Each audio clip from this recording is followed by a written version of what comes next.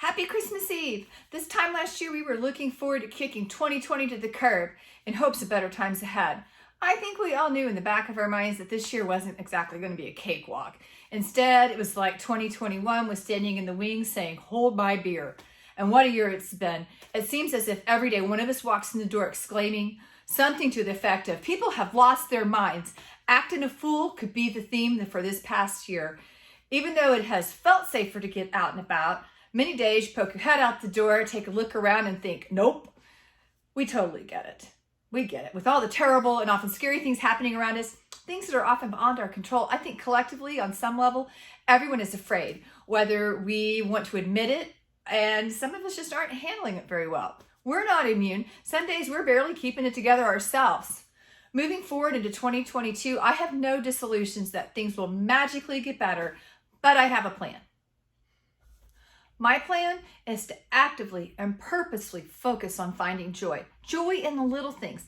As I'm out navigating my way around every day, maybe it's fighting traffic on I-35, which I have to do twice a day, taking my kid to school. It feels like a wrestling match with cars. So when I'm out doing that, or just my day-to-day things, I'm always touched by small acts of kindness, whether it's someone holding the door for me, a kind smile, waving me in during bad traffic, a little compliment. These effects that these little tiny acts have really been amplified for me lately.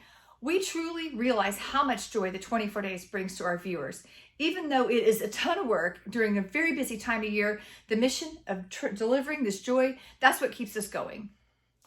We plan to continue bringing as much joy to each and every one of you as possible in the new year. It's amazing how much joy yarn can bring to people. Most of you watching are active knitters and crocheters, so I'm basically preaching to the choir, but we're really taken back by how much joy yarn can bring to others too. Guthrie's Victorian Walks, they bring in a large number of non-yarn people into the shop every season. We have people come in saying, "We just love this store and love looking at all the beautiful yarns." Now, granted, they don't know how to knit or crochet, but they come in anyway. We've even had people buy yarn just to put in a basket to look at. Hopefully we convince some of them to join us, but if just looking at yarn makes them happy, then that's fine by me. Sometimes our yarn does not bring us joy. You know what I mean. If you knit or crochet, it's a given that things do not often go as planned, and that's okay. My mom, though, she was a very wise person. We have these little cards that we pop in with every mail order. They may have a little pattern, a recipe, or maybe some little tidbit of fun on the back. One of my favorite cards that we have includes a few of my mom's wise sayings. This one is words of wisdom from Sherry. It says, "Admire and count, often and frequently. Sometimes things simply go wrong. Admiring is more than just feeding the ego. It often hurts the ego to discover a mistake. The sooner mistakes are caught, the better your options for correcting."